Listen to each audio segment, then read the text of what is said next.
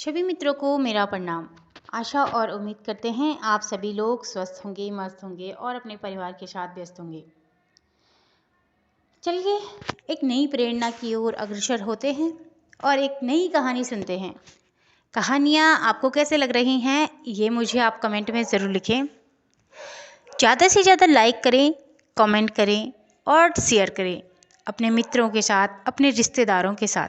कहानियाँ अगर आपको अच्छी लग रही हैं तो आप सभी लोग मुझे अच्छे अच्छे कमेंट भेजें।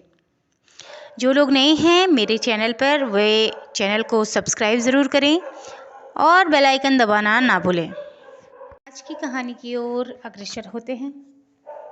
एक बार की बात है, एक बहुत ही चर्चावान, तेजवान, बुद्धिमान एक राजा थे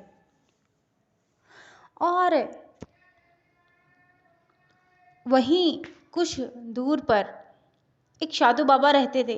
साधु बाबा बहुत ही सूझबूझ और समझदार थे। साधु बाबा के पास हर प्रॉब्लम की, हर समस्या की एक साधना थी। हर प्रॉब्लम को क्षण में दूर कर देते थे वे। हर समस्या का उनके पास निवारण और समाधान होता था। और वहीं दूसरी ओर राजा बहुत तेजवान, प्रतापवान और बुद्धिमान थे और विद्वान भी थे। एक बार की बात है, जब साधु महाराज हर किसी की समस्या सुनते हैं, समझते हैं, तो गांव के लोग उनके पास आते रहते हैं और वे हर किसी की समस्या का समाधान कर देते हैं और उनके चर्चे होने लगे बहुत दूर दूर तक। और कुछ समय के पश्चात राजा तक भी यह खबर पहुंच गई, परंतु राजा निष्फिक्र थे। कुछ वक्त बीत जाता है, देश विदेशों से समस्या को लेकर साधु बाबा के पास आते और साधु बाबा उस समस्या का निवारण कर देते। अब साधु की हर जगह चर्चा होने लगी।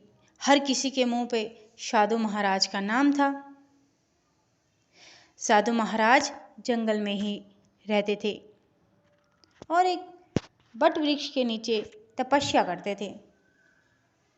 जब भी कोई समस्या लेके आते तो वह उनको समाधान बताकर उनकी प्रॉब्लम सॉल्व कर देते। राजा को जब अपने सम्मान में कमी लगने लगी तो राजा ने कहा कि ऐसा क्या है साधु बाबा में, मैं भी देखना चाहूँगा। और साधु बाबा को लाने के लिए उन्होंने अपने सैनिकों को भेजा, लेकिन सैनिक खाली हाथ ही वापस राजमहल लौट आए। राजा ने कहा, क्या हुआ? सैनिकों ने बताया कि साधु महाराज राजमहल आने के लिए तैयार नहीं हैं। वे नहीं चाहते कि वे राजमहल में आए और निवास करें। फिर राजा ने कुछ दिन रुककर अपने मंत्रियों को भेजा। मंत्री वहां पर गए और आग्रह किया कि साधु महाराज, आपको राजा ने सुसम्मानित अपने राजमहल बुलाया है। साधु महाराज ने कहा, नहीं, मैं एक साधु हूँ, एक सन्यासी आदमी हूँ, तो मुझे राजमहल की जो जीवन है, जो जीवनी है, उसको समझना नहीं आता और ना ही मैं उनकी जीवनी जी सकता हूँ। तो मुझे मेरे साधु बनने में ही अच्छा लगेगा, मैं यहीं रहूँगा। और वे मंत्री के पास नहीं जाते हैं, मंत्री के साथ। फिर कुछ दिनों बाद राजा को यह सब अजीब लगा और राजा ने कहा कि अब मैं ही स्वतः जाता हूँ और वहाँ जाकर साधु जी से निवेदन करता हूँ, आग्रह करता हूँ कि वे आएं और मुझे भी उनको समझने का एक मौका मिल जाएगा जब वे मेरे राजमहल आ जाएंगे। तो वे जाते हैं साधु के पास और साधु जी से कहते हैं, साधु महाराज मैंने आपको 2-3 बारी आमंत्रण भेजा लेकिन आप नहीं आए, उपस्थित नहीं हुए, क्या कारण है? साधु ने बताया अपनी समस्या बताई कि महाराज, मैं साधु हूँ, साधु की जिंदगी आसान नहीं होती, परंतु मेरे लिए ये कठिन था और अब मेरे लिए राजमहल वाली जीवनी जीना उससे भी ज़्यादा कठिन है। तो मैं राजमहल में आऊँगा और वहाँ निवास करूँगा तो मुझे सही नहीं लगेगा, उचित नहीं लगेगा और आपको भी शायद अनुचित लगे। राजा कहते हैं कि आपको सुसम्मान पूर्वक यहाँ से लेके जाया जाएगा और आपको कुछ दिन वहाँ मेरे साथ व्यतीत करने हैं। मुझे आपसे काफ़ी सारे सवाल जवाब करने हैं, काफ़ी सारे बातें बतानी हैं जो कि समस्या है मेरी, और आप सभी के समस्याओं का समाधान करते हैं तो मेरी भी समस्याओं का समाधान करना आपका कर्तव्य है, धर्म है। साधु ने कहा, सही कह रहे हो आप। तो साधु ने कहा, ठीक है, मैं चलूँगा। राजा ने कहा, अगर आपको वहाँ पर कोई भी कमी लगेगा, कोई भी हमारे मंत्रियों के, सिपाहियों के या नौकर चाकरों के सम्मान में आपको कमी लगेगी तो आप वापस आ जाना, ऐसा कोई है नहीं दिक्कत। साधु बाबा मान जाते हैं और उनके साथ राजमहल चले जाते हैं। कुछ दिन बीत जाते हैं, साधु वहाँ पर सही से नहीं एडजस्ट कर पाते हैं, नहीं रह पाते हैं। फिर उसके पश्चात एक दिन रात को साधु बाबा लेट गए और काफ़ी उन्हें करवटें बदलनी पड़ी, उन्हें नींद नहीं आ रही थी। उन्होंने चुपचाप राजकोष से खूब सारा धन निकाला और अपनी कुटिया जहाँ उनकी आश्रम थी वहाँ की तरफ चल दिए। राजा सुबह उठकर देखता है कि राजकोष का खूब सारा धन का गायब हो रखा है। फिर राजा क्या करते, साधु को ढूंढा गया, साधु बाबा थे नहीं। तो राजा जी समझ गए कि साधु बाबा ने ही धन लिया है, लेकिन उनको इतना सम्मानित और इतना अच्छे से रखा है तो वो नहीं कर सकते, क्योंकि उनके बहुत ज़्यादा चर्चे थे सारे जगह, तो वो कैसे ऐसा चोरी वोरी कर सकते थे। ये सब सोचकर राजा चुप हो गए। अब एक दिन राजा के चुप होने के पश्चात साधु बाबा जब अपने उसी बट वृक्ष के नीचे आसन लगाए बैठे थे तो उन्हें बहुत तेज भूख लगती है। भूख लगने के कारण वह बगल के पेड़ से कुछ फल खा लेते हैं। अब उन्हें ये नहीं पता था कि ये फल थोड़ा सा विषैले हैं और वह उसके खाने के पश्चात वहीं बेहोश हो जाते हैं। बेहोश हो जाने के कारण कुछ दिन ऐसे ही बीत जाते हैं। जो और व्यक्ति थे, उनके शिष्य या उनके चाहने वाले, वे उन्हें सही करने के लिए औषधि जड़ी बूटी देते हैं और कुछ दिन बाद साधु महाराज स्वतः ही ठीक हो जाते हैं।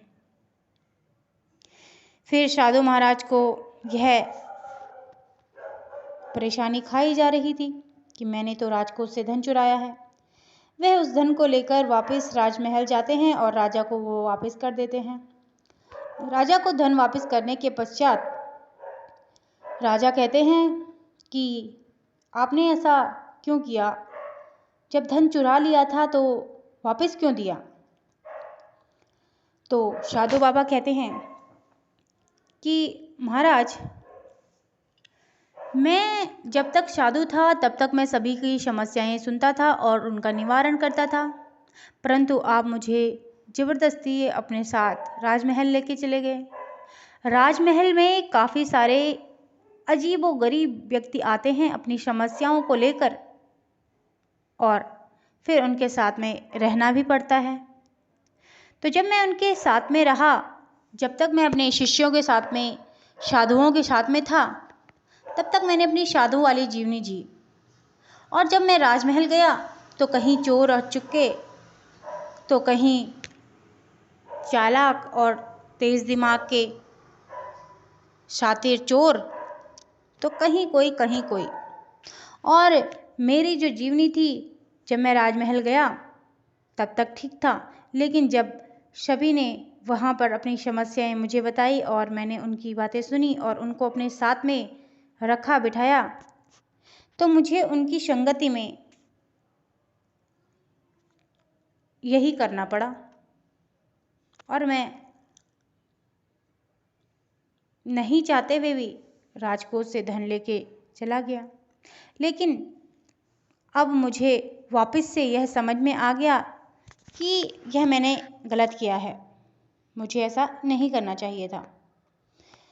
तो राजा भी समझ गए कि जिस जगह मैंने साधु बाबा को रखा था, उसी जगह की बगल में कारागार यानी कि जेल है, और वहाँ से उनकी चोरों की प्लानिंग, वो कैसे यहाँ से भागें, वो कैसे चोरी करें, ये सब चल रहा होता था।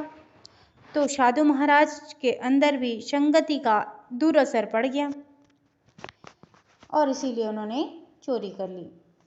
तो इस कहानी से हमें यह सीख मिलती है कि हम जिस संगति में रहते हैं, जिस जैसे व्यक्तियों के साथ में रहते हैं ना, तो हमारी अंतर की जो आत्मा शुद्ध और साफ होती है वह भी बदल जाती है, वह भी प्रदूषित हो जाती है और हम भी गंदगी में जाकर मैले हो जाते हैं। तो इसलिए अगर आप दोस्ती भी करिएगा तो अच्छी वाली ही करिएगा, क्योंकि खराब दोस्ती करने से आप भी खराब ही हो जाएंगे। चाहे आप गलती करो या ना करो, लेकिन भुगतना आपको भी पड़ सकता है।